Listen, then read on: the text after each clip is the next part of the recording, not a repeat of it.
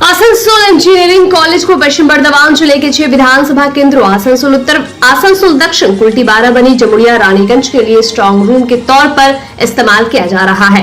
कल इन 6 विधानसभा केंद्रों में मतदान के बाद इलेक्ट्रॉनिक वोटिंग मशीन्स लाकर यहां रखे गए। इसे देखते हुए यहां पर सुरक्षा के कड़े इंतजाम किए गए थे। आज पश्चिम बर्धमान जिला शासक एस पन्नाबलम आसनसोल इंजीनियरिंग कॉलेज पहुंचे और उन्होंने यहां पर तैयारी का जायजा लिया। इस मौके पर उन्होंने कहा कि जिले के 6 विधानसभा केंद्रों के इलेक्ट्रॉनिक वोटिंग मशीन को रखने के लिए आसनसोल इंजीनियरिंग कॉलेज को स्ट्रांग रूम बनाया गया है।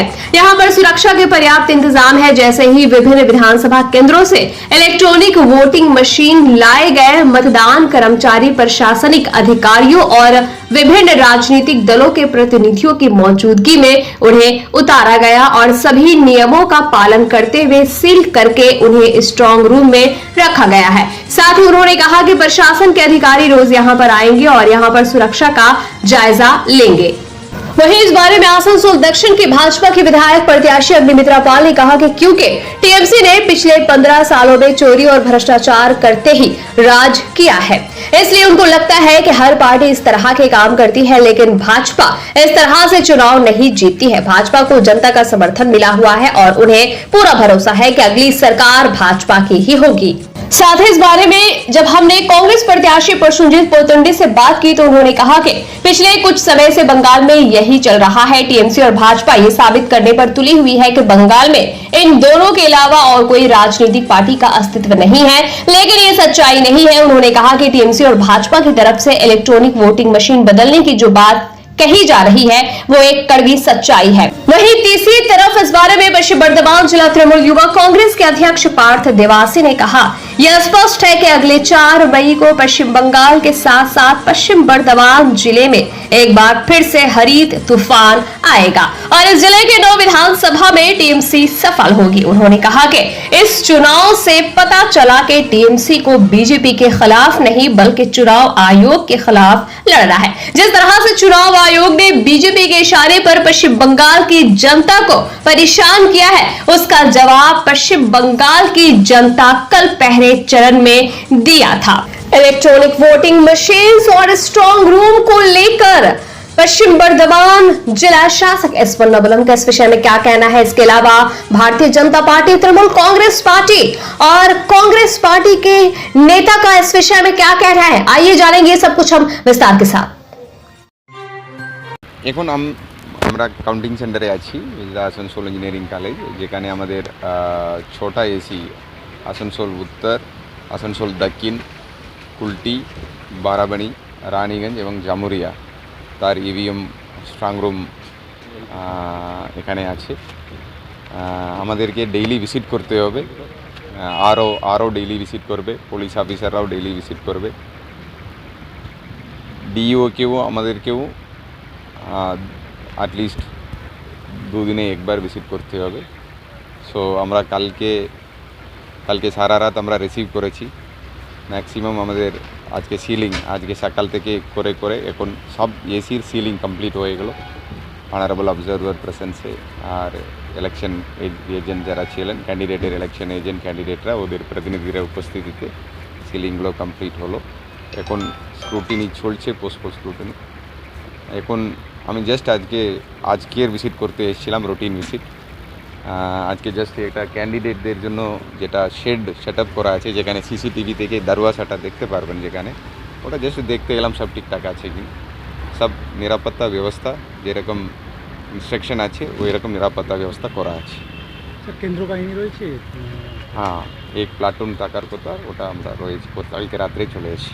স্যার আরেকটা বিষয় হলো, গতকাল রাতে দেখা গিয়েছে যে ইভিএম নিয়ে চা খাচ্ছিল, ইভিএম সাইডে রেখেছে, তারা ভোট করে চা খাচ্ছে। ওটা আমরা অ্যাকশন নেওয়া হয়েছিল, ভিডিও ভাইরাল হয়েছে, ওটা অ্যাকশন নেওয়া হয়ে গেছিল। ওটা পরশু রাতের ঘটনা, ওটা অলরেডি অ্যাকশন নেওয়া হয়ে গেছে। ঠিক আছে, যে তৃণমূল পক্ষ থেকে, বিজেপির পক্ষ থেকে তারা স্ট্রং রুম ভাড়া দিচ্ছে, তাদের আশঙ্কা করছে যে ইভিএম মেশিন মানে বদলে যাওয়ার আশঙ্কা করছেন, বিজেপিও করছেন, তৃণমূলের বলছেন, তৃণমূল বিজেপিরও বলছে। আপনারা কি বলেন?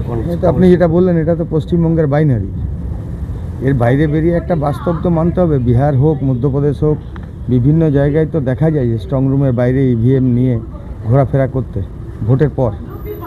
এরকম তো হয়, এটা তো অস্বীকার করার কথা নয়। এবারে যেহেতু এখানকার ইলেকশন মেশিনারি এখন ইলেকশন কমিশনের হাতে আছে, আবার এটাও তো স্বীকার করতে হবে যে স্টাফ মানে যারা স্টাফ তারা তো সব রাজ্য সরকারের কর্মচারী। এখন এটা একটা বাইনারি বানাবার চেষ্টা হচ্ছে, কিন্তু এটা বাস্তব যেটা হয়, কারণ আমরাও লক্ষ্য রাখছি এই বিষয়টা, এবং সেটাকে যত দ্রুত সম্ভব যে এখানে স্ট্রং রুমে সিল করে সেগুলোকে সিকিউর করা, এবং নিজেদের আমাদের যা সিস্টেম আছে বাইরে সিসি ক্যামেরার মাধ্যমে যা মনিটরিং করার বিষয় আছে সেগুলো মনিটরিং আমরা করব। আমরা কাল রাতেও মনিটরিং করে রেখেছি, এখনও মনিটরিংয়ে রাখছি আমরা। আপনারাও কি এই পদ্ধতিতে চলবেন যে সিকিউরিটি এটা? হ্যাঁ, সিকিউরিটি তো অবভিয়াসলি চাই, কেন চাইবো না? এত মেহনত করে আমরা সবাই নির্বাচন করিয়েছি, যে যার মতো সম্ভব সে তার মতো নির্বাচন করিয়েছি। এখন এই পরিস্থিতিতে দাঁড়িয়ে যদি শেষ মুহূর্তে ভোটটা কোথাও এদিক ওদিক করার চেষ্টা হয়, তো সেটাকে তো আমাদেরও তো দায়িত্ব, আমাদেরকে তো আর 8টা 10টা দিন তো আমাদেরকেও পাহারা দিয়ে থাকতে হবে, তাই না? করা হয়েছে, সেখানে একটা মনিটর লাগানো হয়েছে। সেই মনিটরের কাছে দেখা যাচ্ছে তৃণমূলের পাহারা দিচ্ছেন, যে তারা আশঙ্কা করছিলেন, যে মুখ্যমন্ত্রী বলছিলেন বারবার করে যে স্ট্রং রুম পাহারা দিতে, কারণ কখনো এই ইভিএম চেঞ্জ করার একটা পরিকল্পনা চলছে, সেই কারণে ওরাও কিন্তু আজকে কাল রাত থেকে পাহারা দিচ্ছে। কি এই প্রসঙ্গে কি বলবেন? না, পাহারা অবশ্যই দেওয়া দরকার। তাদের যদি মনে হয় যে ইভিএম চেঞ্জ হচ্ছে, তাহলে তারা পাহারা দিয়ে কেউ বারণ করেনি।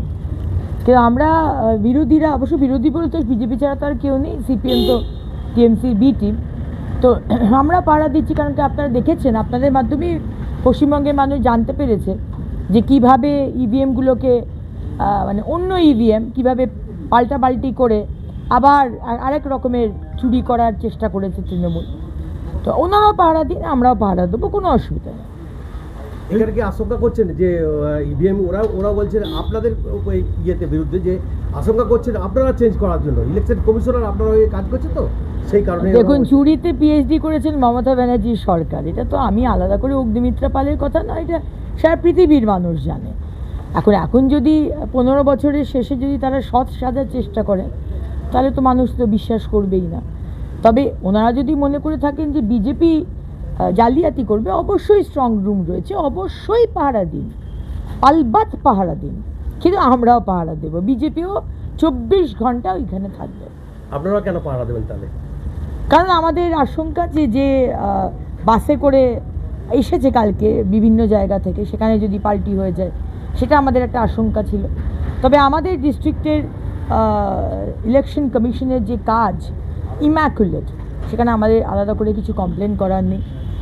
এবং তারপরে এখানে এসেও যদি কোনো রকম কোনো গণ্ডগোল হয়, আমরা আগের ইলেকশনগুলোতেও দেখেছি, সেজন্য আমরা কোনো রকম রিস্ক নিতে চাই না। যদিও বা কালকে যথেষ্ট ভালো ভোট হয়েছে, এরকম ভোট, এরকম ইলেকশন কমিশনারের রোল আমি তো অন্তত দেখিনি, আমার বাবারাও দেখেছি কিনা আমি জানি না, পশ্চিমবঙ্গের মানুষ দেখেনি এরকম ধরনের ইলেকশন।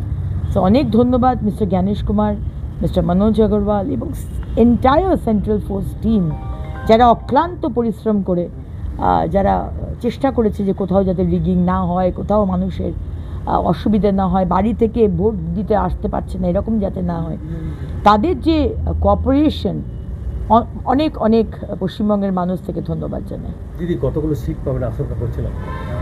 দেখুন, এটা তো আমি বলতে পারবো না, তবে আমার সিটটা আমি জিতছি এইটুকু বলতে পারি। বাকি আর কত সিট পাবো, কত সিট, এগুলো আমি যথেষ্ট কি বলবো, জুনিয়র একজন কার্যকর্তা, আমার পক্ষে এগুলো বলা আমার মনে হয় ঠিক হবে না। কুণাল ঘোষ তো কালকে বলছিলেন যে ওরা 130 প্রথম দফার যে ভোট হবে তাতে 130 তারা পাবে।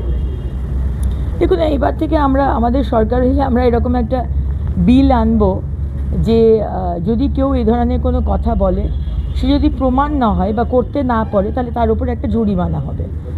আমি দেখবো তারপর কত জরিমানা মিস্টার কুণাল ঘোষ বা অভিষেক ব্যানার্জি বা মমতা ব্যানার্জি পান। এই যে বারবার যে মিথ্যে কথা বলা বা হাওয়াতে ডায়লগ বলা, গণতান্ত্রিক এতে তো বলতেই পারেন, কিন্তু এইভাবে মানুষকে বিভ্রান্ত করা, এটা আমার মনে হয় যে একটা স্যাংশন লাগা উচিত। আমাদের সরকারটা আসুক, তারপর দেখছি এই ব্যাপারটা। দিদি, এখন আমাদের সমস্ত ইভিএম যে মেশিন সব স্ট্রং রুমে আসছে। আমাদের যে বিধানসভাগুলি রয়েছে এদিকে একদম কুলটি থেকে শুরু করে রানিগঞ্জ পর্যন্ত সমস্ত বিধানসভারই ইভিএমগুলো অলরেডি চলে এসেছে এবং রানিগঞ্জ শেষ যে বিধানসভা সেটা সিল হচ্ছে মাত্র, সেই জন্য আমরা সকলেই এসেছি, আমাদের ক্যান্ডিডেটও এসেছেন।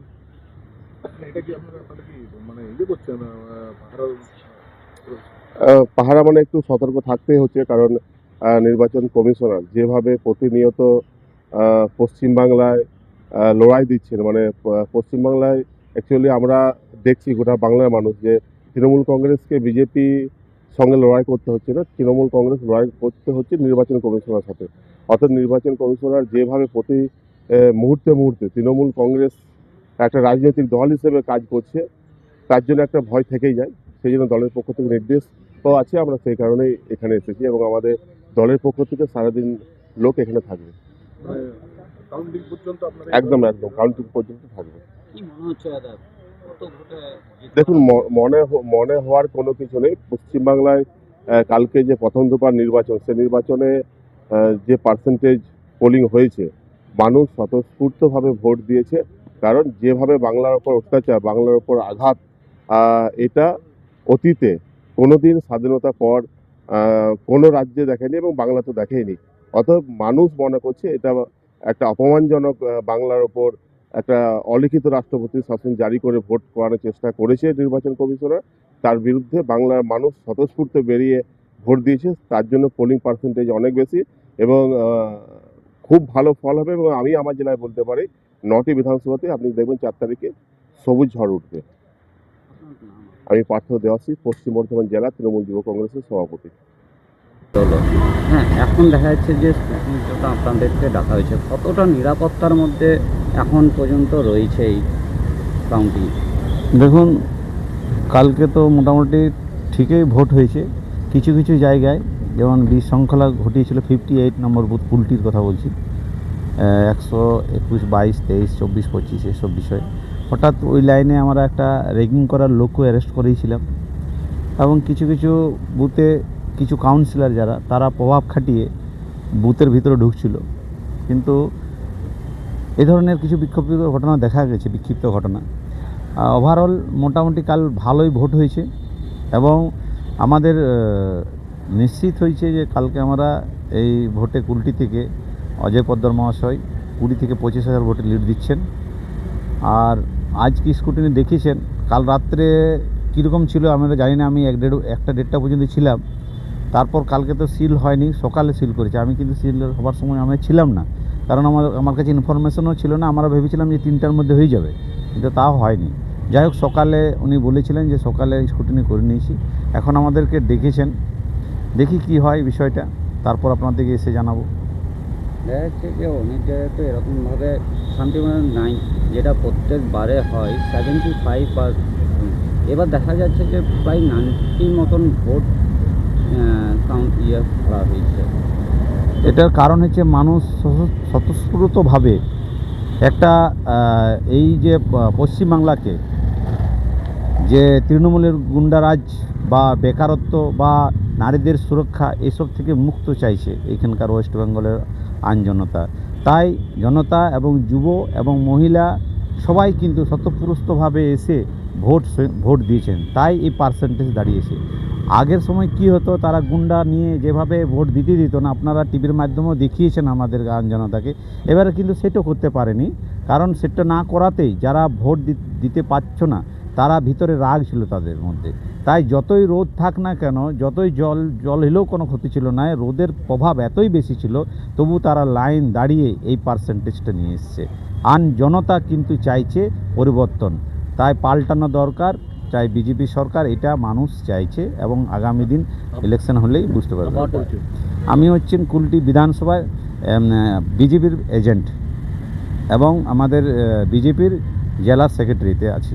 सन ऑफ बंगाल के माध्यम से हर खबर आप तक सबसे पहले पहुंचाई जाती है। सन ऑफ बंगाल जहां यूट्यूब, फेसबुक और वेबसाइट हर जगह पे है। हमारे यूट्यूब पे आप देखिए सन ऑफ बंगाल की खबरें। इसके अलावा सब्सक्राइब कीजिए, फेसबुक पे जाइए, फेसबुक पेज को फॉलो कीजिए। इसके अलावा हमारे वेबसाइट पर भी जाकर आप देख सकते हैं हर तरह की खबरें सबसे पहले। जी हाँ, हमारा वेबसाइट है www.sonofbengal.in। धन्यवाद।